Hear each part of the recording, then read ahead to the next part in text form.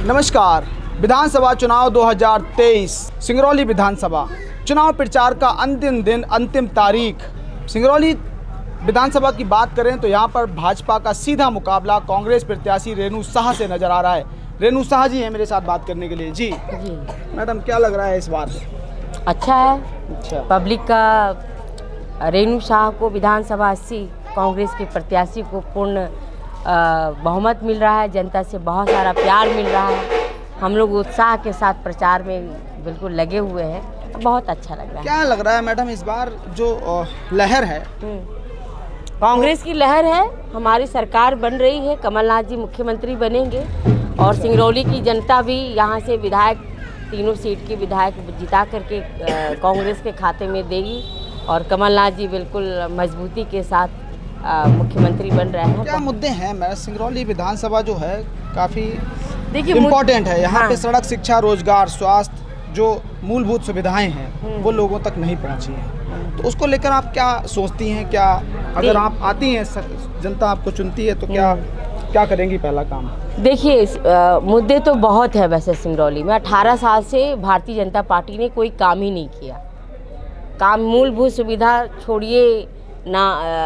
ये मुख्यमंत्री सिंगापुर का सपना दिखा रहे हैं, मुंगेरी लाल की तरह सिर्फ सपना दिखाए हैं। हमारे सिंगरौली ज़िले का DMF फंड भी ले गए वो, जो कि इस क्षेत्र का हक बनता है, यहाँ का विकास होना चाहिए।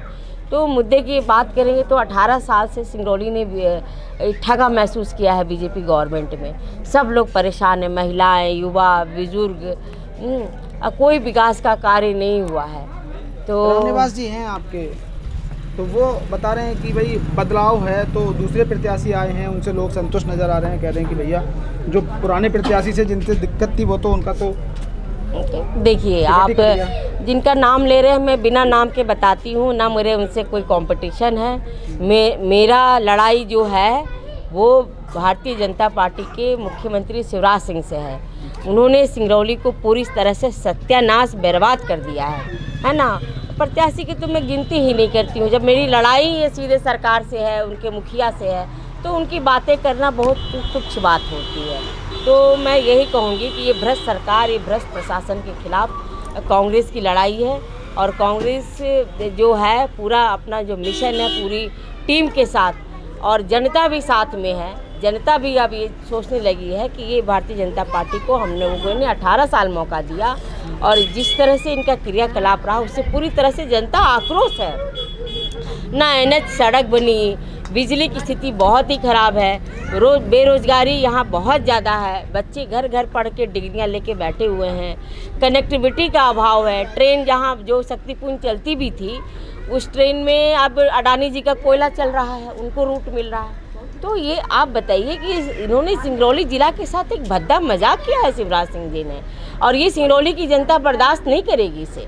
ये जवाब इस चुनाव में जरूर देगी 2023 में। जो CSR, NTPC, NCL जैसी बड़ी महारत्न कंपनी है, उसमें CSR का फंड आता है, DMF का फंड है, सारे पैसे ये ले जा रहे हैं। अच्छा। सारे पैसे ये अपने मध्य प्रदेश के अपने ज़िले में जहाँ उनका अच्छा ज़िला है उसमें ये खर्च करते हैं। बाहर बनारस चला जाता है, कानपुर चला जाता है। शिवराज जी तो सिंगापुर बनाने की बात करते हैं। अब सिंगापुरी, अब क्या आप सिंगापुर की कल्पना करिए। यहाँ तो प्रदूषण है क्या? सिंगापुर में प्रदूषण है क्या? सिंगापुर में बेरोजगारी है क्या? सिंगापुर में सड़क नहीं है, पानी नहीं है, बिजली नहीं है। लाडली योजना की बात कर रहे हैं। लाडली योजना के क्या करेंगे? 18 साल आप सरकार में रहे, 2 महीने चुनाव से पहले आप लाडली योजना हम बोल रहे हैं आप लाडली योजना में करें। तो हमारी कांग्रेस की जो सरकार है वो हर महिला बहनों को, जितनी 18 साल की बच्चियां से ले करके 80 साल 85 साल जब तक जी रही हैं, उन सबको 1500 रुपया दे रहे हैं, 500 का गैस दे रहे हैं, 100 रुपये यूनिट बिजली फ्री दे रहे हैं, 100 और 200 रुपया हाफ दे रहे हैं। सारी सुविधाएं दे रहे हैं। छोटे छोटे बच्चों को पढ़ने के लिए कक्षा 1 से लेकर 5 तक 500 रुपया दे रही है कांग्रेस सरकार, और 7 से लेकर के 9वीं तक है वो 1000 रुपया दे रही है। फिर 1500 12वीं 11वीं 12वीं 1500 दे रही है। इसके बाद पढ़ के भी वो बच्चे तैयार है तो उसको रोज़गार भत्ता के रूप में दे रही है। जब तक उनकी नौकरी नहीं लगती है वो कुछ ना कुछ उनके लिए व्यवस्था कांग्रेस सरकार ने किया है ना। कांग्रेस सरकार में इस तरह की अव्यवस्था नहीं थी। एक 18 महीने सरकार रही ना आपकी।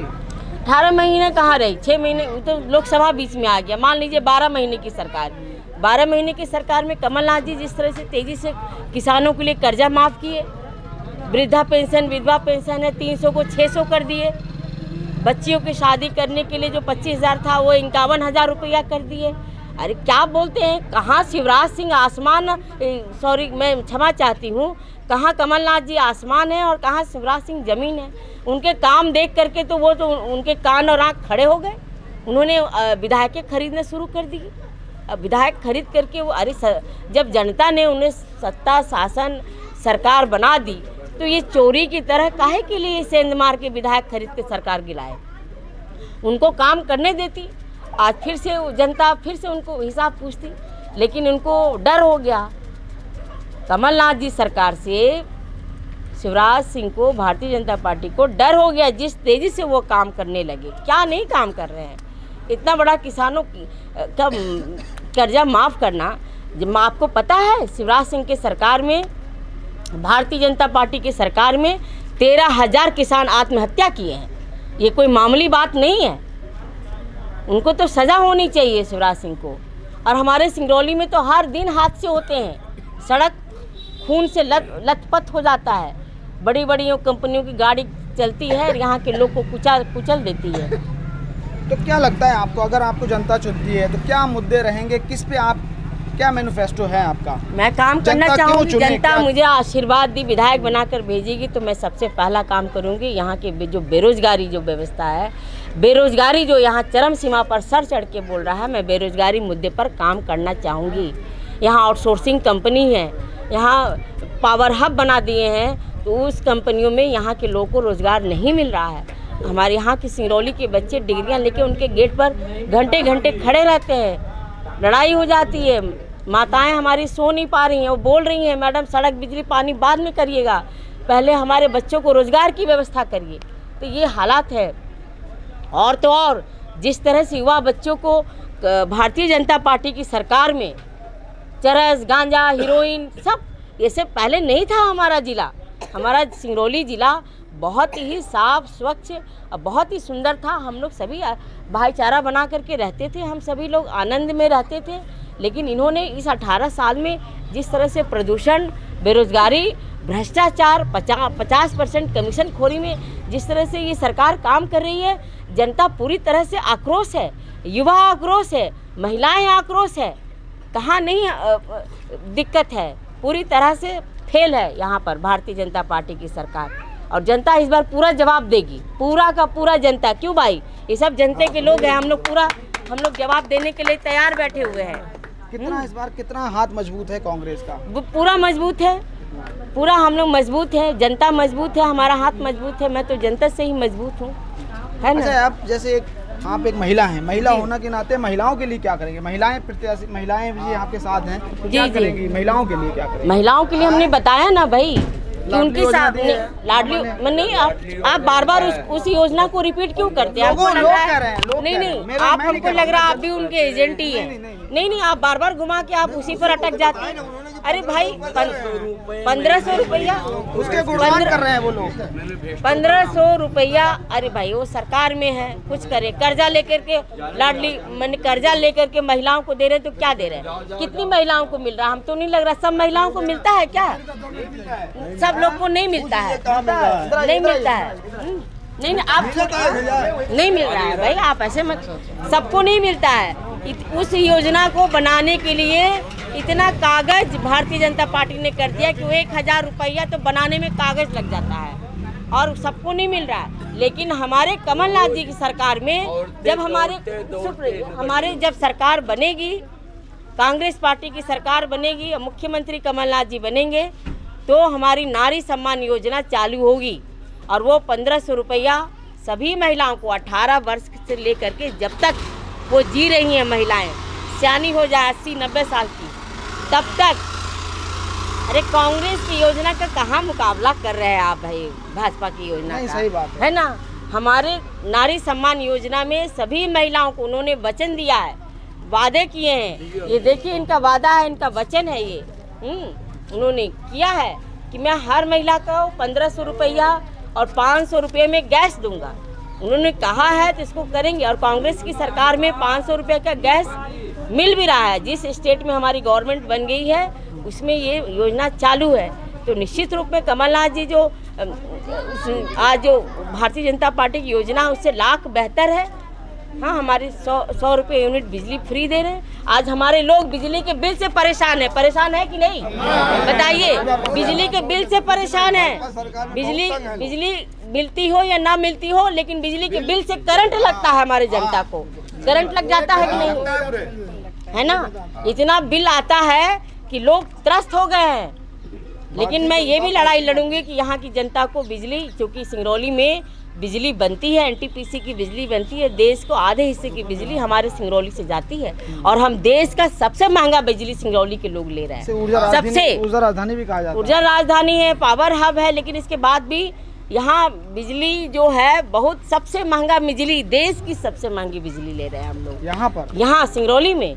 आप पता कर लीजिए।